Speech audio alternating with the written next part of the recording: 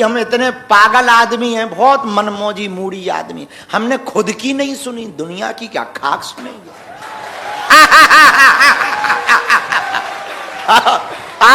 खुद की नहीं सुनी हम। बाबा बैरागी, तुम्हें सुनकर आश्चर्य लगेगा, हमारे गांव में जहां बागेश्वर है, वहां जहां अन्नपूर्णा भंडारा, अब आज तक बताया नहीं, अब बता देते हैं, जहां भंडारा चलता है ना अन्नपूर्णा, वहां पहले शमशान था और पूरे गांव के मुर्दा जलते थे और हम वहीं झोपड़ी बना के रहते थे, तो गांव वाले हमसे डरते थे।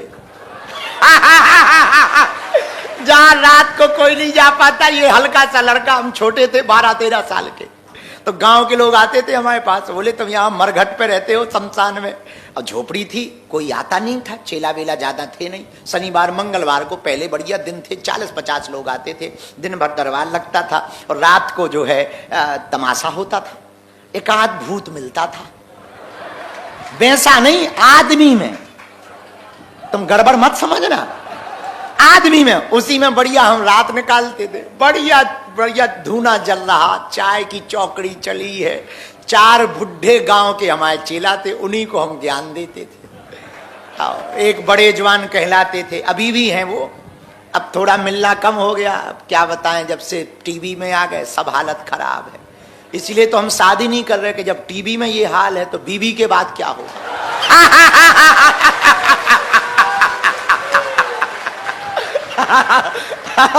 आओ आओ आओ, कहीं पता लगे चेला ना छूट जाए उसके चक्कर में, आओ आओ, आफत हो जाएगी, इसलिए आओ। खैर इतना डरते नहीं है, क्योंकि हमने अपनी नहीं सुनी, किसी की क्या खाक सुनेंगे।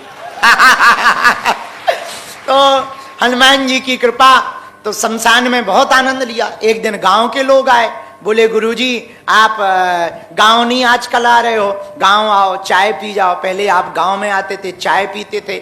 हमने कहा क्या आना, अब एक दिन तुमको ही यहीं आना है। उस दिन के बाद पूरे गांव में हल्ला हो गया कि बाबा सटक गया। हमने कहा भला हुआ, कम से कम ये समझ लिया भला हुआ, कम लोगों का आना हो गया और मजा। तो कई बार हम ऐसी खाजें इसलिए उपद्रव करते हैं ताकि जिनका हम पे भरोसा है वो टूट जाए, हमें मजा आता है, इसमें हमें बहुत आनंद आता। आओ तो वेलकम, न आओ तो भीड़ कम। तो इस बार का कार्यक्रम भिवंडी मठ थाने का सनातन बागेश्वर बालाजी के मठ का बेहद सफल रहा। अब हम अक्टूबर में पुनः आएंगे, तो एक ही झंझट पाली हमने हॉस्पिटल की भर, बाकी तो मस्त राम मस्ती में ना।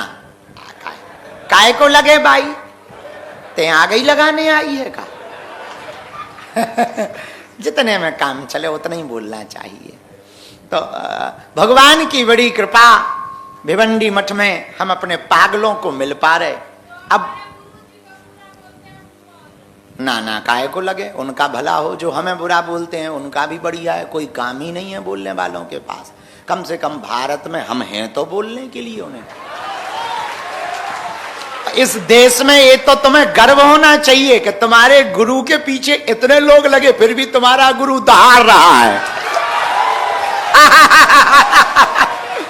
और कहने वालों ने तो किसी को नहीं छोड़ा। भगवान राम पर टिप्पणी की, भगवान कृष्ण पर टिप्पणी करते, भगवान के होने के सबूत। जो भगवान के होने के सबूत मांग सकते, वो हमसे क्या क्या सबूत नहीं मांग सकते। तो कहने दो बेटा, तुम हमारी कोई निंदा किया करे ना, तुम और अपनी श्रद्धा मजबूत करना। ये समझ जाना, जो हमारा सामना नहीं कर सकता वो हमारे पीठ पीछे बुराई कर रहा है। निंदा आदमी को जिंदा रखती है। और बेटा तुम भाग्यशाली हो कि लोग हमारी निंदा करते हैं, लेकिन जिस दिन भारत हिंदू राष्ट्र होगा उस दिन यही लोग एक बार जरूर विचार करेंगे कि बाबा ना आया होता तो देश लुट जाता। और बुरा ना मानना, जो हमारी निंदा करते, इनके कहने पे हम चुप तो आज हो जाएं, हमारा क्या जाता है। हम बढ़िया कथा करेंगे, दरबार लगाएंगे, किसी भी बारे में नहीं बोलेंगे, ना हिंदुत्व के बारे में बोलेंगे, ना धर्मांतरण के बारे में बोलेंगे, ना घर वापसी कराएंगे। और हम चुप हो जाएंगे, हमारा क्या जाता। लेकिन बेटा, देश का भला नहीं होगा, देश लुट जाएगा। आज का विचार सुनो मेरे पागलों, भारत गृह युद्ध की तरफ जा रहा है। भारत के लोगों, हमारी बात सुन लो, भारत गृह युद्ध की तरफ जा रहा। नेता नेता से लड़ रहा, पार्टियां पार्टियों से लड़ रही हैं, साधु साधु से लड़ रहे हैं भैया, जाति जातियों से लड़ रही है, भाषा दूसरी भाषा से लड़ रही है, प्रदेश दूसरे प्रदेश से लड़ रहे हैं, और देश पाकिस्तान और अमेरिका से लड़ रहा है। देश की हालत खराब है। देश खोखला करने के लिए विदेशी ताकतें सक्रिय हैं, तुम्हारे दिमाग के ब्रेन वॉश कर रही हैं और तुमसे लड़वा रही हैं, हिंदू मुसलमान करवा रही हैं और बड़ा ऊंचा छोटा नीचा करवा रही हैं, और हिंदू को हिंदुओं में लड़ा करके हिंदुओं को विदेशी ताकतें घटा रही हैं।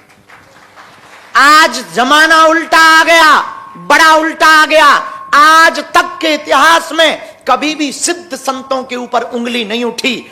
जब से सिद्ध संतों पर उंगली उठने लगी, हम पर कोई विवाद करता था तो हमें यह लगता था कि हम आदमी थोड़ा उल्टे हैं, तो हम पर विवाद होना थोड़ा जायज है।